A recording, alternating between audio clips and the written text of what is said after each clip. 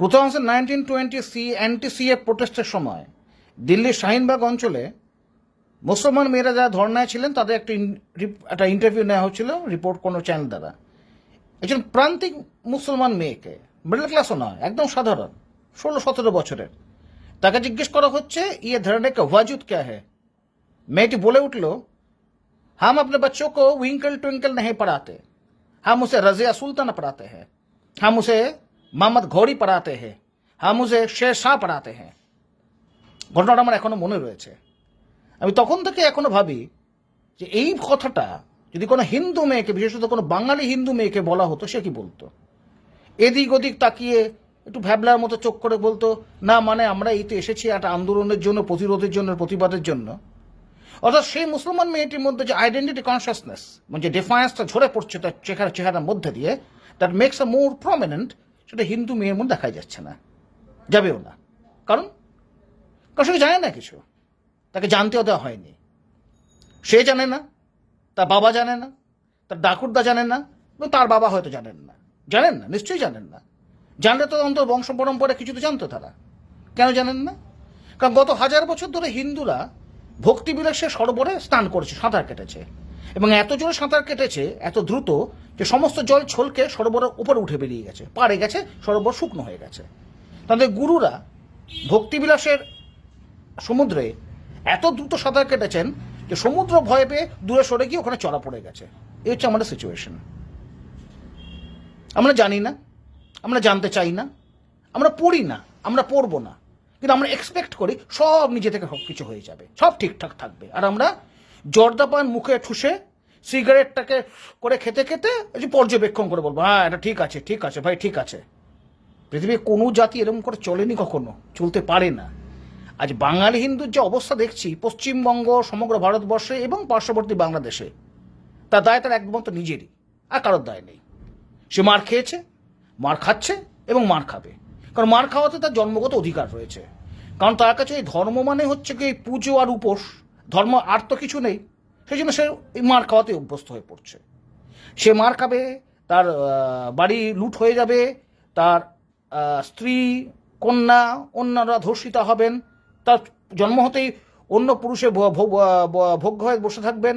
এটাই হচ্ছে বাঙালি হিন্দুর একমাত্র ডেস্টিনি। কেন ডেস্টিনি আমি আগেই বলে দিলাম, পড়াশোনা করে না বলে। দু একটা বই পড়বো আর তাই নিয়ে ফেসবুক আর সোশ্যাল মিডিয়ায় ফাটিয়ে রেখে দেবো। কোন বই পড়েছেন? যে বইতে প্রেম, প্রীতি, ভালোবাসা, স্নেহ, মায়া, মমতা বলা আছে। আরে অনেক তো হলো মশাই, প্রেম, প্রীতি, ভালোবাসা, স্নেহ, মায়া, মমতা দিয়েছে আপনাকে? এটা আপনার এক্সিস্টেন্স কখনো অ্যাসিওর করতে পেরেছে? কোনো জেনোসাইড থেকে আপনাকে বাঁচাতে পেরেছে? ব্রিটিশের মার থেকে বাঁচাতে পেরেছে আপনাকে? পরবর্তীকালে পূর্ব পাকিস্তানে মুসলিম লীগের মার থেকে বাঁচাতে পেরেছে?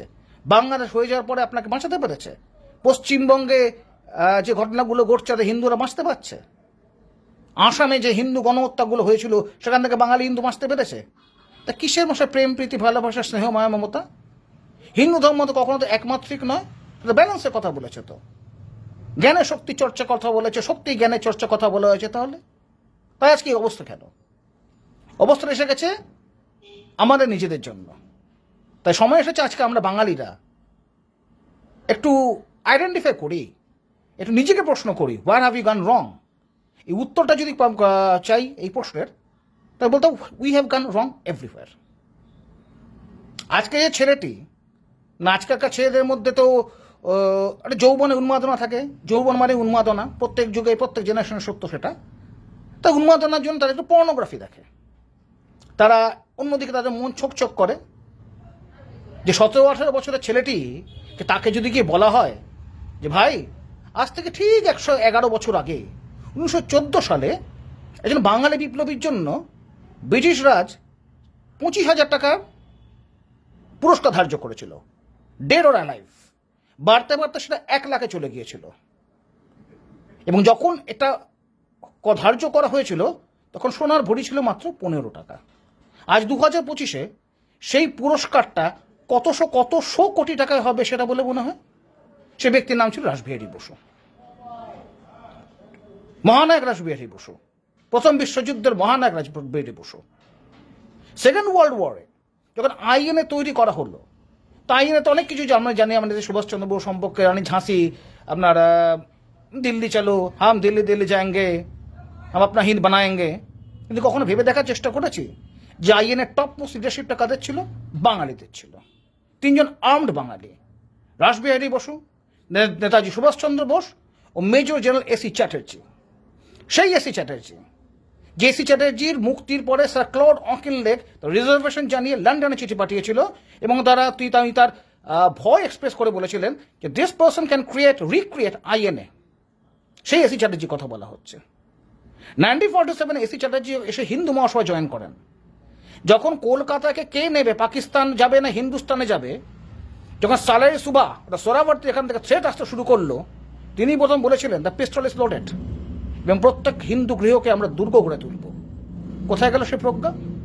কোথায় গেল সে চিন্তা? তাহলে যে এসি চ্যাটার্জি বাঙালিদের মধ্য থেকে বেরোতে পারে, সেই বাঙালি আজকে এই অবস্থা কেন? এ কোনো উত্তর আমাদের কাছে নেই। যদি বলেন হ্যাঁ সেটাই তো কেন হতে পারে বলুন তো, উত্তর একটা, আপনি পড়েননি বলে, আপনি জানেন না কিছু। আপনি কোনোদিন পড়েননি, কোনোদিন পড়ার চেষ্টা করেননি, কোনোদিন কাউকে পড়ানোর কথা বলেননি। আপনি ছেলেদের কাছে কোনো বই তুলে দিয়েছেন রড আর্মস লুণ্ঠনের ওপরে? আপনি তুলে দিয়েছেন 8 ডিসেম্বর 1930 বেঙ্গল ভলেন্টিয়ার্সের বিনয় বাদল দীনেশের সেই ভয়ঙ্কর অভিযানের ওপরে? আপনি কখনো বলেছেন যে কলকাতায় যে আপনার যে সিনেমাটা বেরোলো না, যে শ্যুট আউটে একটা লোখান্ডওয়ালা, ওর চেয়ে বড় শ্যুট আউট কলকাতাতে কখনো হয়েছে? তার অন্যতম সঙ্গী সদস্য ছিলেন সে দীনেশচন্দ্র মজুমদার, যুগান্তরের, যে ব্রিটিশ ভারত কাঁপিয়ে দিয়েছিল। কখনো বলেছেন যে অত্যাচারের বিরুদ্ধে পেডি, বাজ, ডগলাস, তিনজন অত্যাচার ব্রিটিশ ম্যাজিস্ট্রেটকে পরপর 3 বছর খুন করা হয়েছিল মেদিনীপুরে? বলেননি, কারণ নিজে জানেন না তো, বলবেন কোথা থেকে? কিন্তু আপনি বাম আন্দোলন করেছেন, বাম আন্দোলনে চর্চা করেছেন। তা প্রশ্ন হচ্ছে, যখন বাম আন্দোলনের চর্চাটাই করেছেন, তা সেখানে তো বলাই আছে communists disdain to conceal their aims, and the aim is attained through the forcible eviction of all existing social conditions. The communists of the force কথা বলছে তো। চীনের চেয়ারম্যান আমাদের চেয়ারম্যান, মামায় তো রেড বুকে তো বলা রয়েছে, মানসিক রেড বুকে, a revolution is not a dinner party, writing an essay, painting a picture or doing embroidery. It cannot be so refined, so leisurely, gentle, tempered, kind, restrained, and magnanimous. A revolution is an insurrection, an act of violence by which one class overthrows another. যারা নাজিদের বিরুদ্ধে কথা বলেন, নাজিদের পক্ষে কথা বলেন, তারা কখনো শুনেছেন বাঙালিদের মধ্যে যারা কথাগুলো বলেন হিটলারের সে কনসেপ্টটা কি ছিল? Struggle is the father of all things. It is not by the principles of humanity that man lives or is able to preserve himself out of the animal world, but solely by means of the most brutal struggle. If you do not fight, life will never be on. Those who want to live, let them fight. And those who do not want to fight in this world of eternal struggle do not deserve to live. মুসোলিনির নাম শুনেছেন তো? মুসোলিনির বক্তব্য কখনো পড়েছেন? Love the machine guns, adore the rifles, but in the scale of sentiments, do not forget the dagger. শুনেননি, কারণ পড়েননি তো। পড়লে তো চরিত্র জন্মায়, না পড়লে তো দুশ্চরিত্র হতে হয়। 1899 আচার্য ব্রজেন্দ্রনাথ শীল ইংল্যান্ডের কনফারেন্সে গিয়েছিলেন। তাকে জিজ্ঞাসা করা হয়েছিল, আচ্ছা হিন্দুরা কেন পরাধীন? ওনার একটা কথা ছিল, হিন্দুরা চরিত্রহীন বলে। কারণ হিন্দু স্বধর্মনিষ্ঠ নয় বলে। যে স্বধর্মনিষ্ঠ না সে ধর্মচ্যুত, আর ধর্মচ্যুত মানে চরিত্রহীন। আচার্য যোগীন্দ্রনাথ বসু 1880-84 ওই সময় তার একটি বিখ্যাত মহাকাব্য লিখেছিলেন পৃথ্বীরাজ চৌহানের উপরে। তার মুখবন্ধে লিখেছিলেন, মুসলমান এসেছে বলে হিন্দুর পতন হয়নি, হিন্দুর পতন হয়েছে বলেই মুসলমান এখানে প্রবেশ করতে পেরেছে। খুব ন্যাচারাল। আপনার বাড়ি জঙ্গলের পাশে, আপনি মুরগির খামার করছেন, হাঁসের খামার করছেন, পাখি রাখছেন, কিন্তু বেড়া দিচ্ছেন না। আপনার বাড়িতে রিভলভার বা একটা রাইফেল নেই, তা নেকড়ে আসবে না খাওয়ার জন্যে। আপনি নিজেদের নেকড়েকে আহ্বান করছেন খাওয়ার জন্য, আপনি কেউ নেকড়ের বিরুদ্ধে রাইফেলে দাঁড়াচ্ছেন না। কোনো ভেবেছেন? ভাবেননি। আমি এতগুলো কথা বললাম, খ্রিস্টানিটিতে যে টেম্পলার নাইটসের কথা রয়েছে, ইসলামে কখনো সালাদিনের কথা আপনি বলেছেন? কখনো ভেবেছেন? একটা বিখ্যাত সিনেমা আছে কিংডম অফ হেভেন, সালাদিনের ওপরে, দেখে আসুন সিনেমাটা। তার সঙ্গে খ্রিশ্চান অর্ডারের যে কনফ্রন্টেশন, তার সঙ্গে যে ট্রুসটা হচ্ছে, that's called a clash of titans. আমাদের মতো টাইটান্স ছিল। যুদ্ধ করিল প্রতাপাদিত্য, তুই কিরা সে ধন্য দেশ, ধন্য আমরা যদি শিরায় রয় তাদের রক্তলেশ, কিসের দুঃখ, কিসের দৈন্য, কিসের লজ্জা, কিসের দেশ, সপ্ত কোটি মৃতকণ্ঠে ডাকে যখন আমার দেশ। এই যে অগ্নিযুগের কথা বলি আমরা, তা তো বাঙালিই ছিল। এই বাঙালিকে দেখে তো লেখা হয়েছিল এক সময়, আমাদের সেনা যুদ্ধ করেছিল সুসজ্জিত চতুরঙ্গে, দশানঞ্জয় রামচন্দ্রের প্রপিতামহের সঙ্গে। তা সে বাঙালি আজকে অবস্থা কেন রকম? কারণ বাঙালি পড়তে ভুলে গেছে, জানতে ভুলে গেছে। সে নিজের ডিগনিটি জানে না, সে নিজের অস্তিত্ব সম্পর্কে জানে না, সেই আইডেন্টিটি কনসিয়াসনেস নেই যে তাকে ডিফাইন করতে পারে। এই সব কিছু মাথায় রেখে বেঙ্গল ফাউন্ডেশনের পক্ষ থেকে দ্য ওয়ার ডক্ট্রিন বের করা হয়েছে অমিয় বিক্রমা। গত 200 থেকে 225 বছর ইতিহাসে রাজা রামমোহনের সময় থেকে আজ পর্যন্ত, এই মুহূর্ত পর্যন্ত বাঙালির ইতিহাসে কখনো কোনো ওয়ার ডক্ট্রিন বেরোয়নি। মানে যুদ্ধ নিয়ে একটা পত্রিকা কখনো বেরোয়নি। প্রেম, প্রীতি, ভালোবাসা, স্নেহ, মায়া, মমতা, নাটক, নভেল, রোমাঞ্চ, অধ্যাত্মবাদ, আয়ুর্বেদ, গোপন রোগ সব নিয়ে বেরিয়ে গেছে, কিন্তু যুদ্ধ নিয়ে বেরোয়নি। যে জাতি 900 বছর ধরে মার খেয়ে চলেছে, স্বামী বিবেকানন্দ বলেছিলেন সার্ভিচুর অফ 900 ইয়ার্স, সে জাতির কাছে যুদ্ধ সম্পর্কে কোনো তথ্য নেই। যুদ্ধ ও বিজ্ঞান চর্চা ছাড়া কোনো জাতি বাঁচতে পারে না। অধ্যাত্মবাদের যে ভেজাল ট্যাবলেটগুলো খেয়ে আমরা বাঁচার চেষ্টা করি, ওগুলো ভেজাল ট্যাবলেট। কারণ যখন মন্ত্রে কাজ করে না, তখন যন্ত্রের প্রয়োজন থাকে, এবং সেটা বলাই আছে শ্রীমদ্ ভাগবত গীতায়, সধর্মাপি চাভেক্ষণা বিকম্পি তু মহারাসি ধর্মাদ যুদ্ধচ্ছন্ন তকত্যশ্যন বিদ্যাতে। অর্থাৎ ক্ষত্রিয়কে তার নিজের স্বধর্মই পালন করতে হবে, কিন্তু স্বধর্ম যুদ্ধ করা প্রত্যেকে ক্ষত্রিয় প্রয়োজনে। তখন সেখানে বর্ণ কোনো সীমা থাকে না, প্রত্যেকে ক্ষত্রিয়। তার উদাহরণ রয়েছে মহাভারতের মধ্যে। বহু শূদ্র রাজারা কৌরব পক্ষে যোগ দিয়েছেন, বহু বৈশ্য রাজারা আপনার পাণ্ডব পক্ষে যোগ দিয়েছেন। That's natural. যখন একটা ক্যালামিটি আসবে তখন সবাইকে দাঁড়াতে হবে, কিন্তু ক্যালামিটি দেখেও আমরা আসি না। কিন্তু 500, 600, 700, 800 বছর ধরে বাঙালির পুজোর কোনো বিরাম নেই, উপোস করার বিরাম নেই, ফোঁটা কাটার বিরাম নেই, তিলক কাটার বিরাম নেই। কিন্তু আশ্চর্য, এই বিরামহীন পুজো করেও তাকে কেউ বাঁচাতে পারছে না।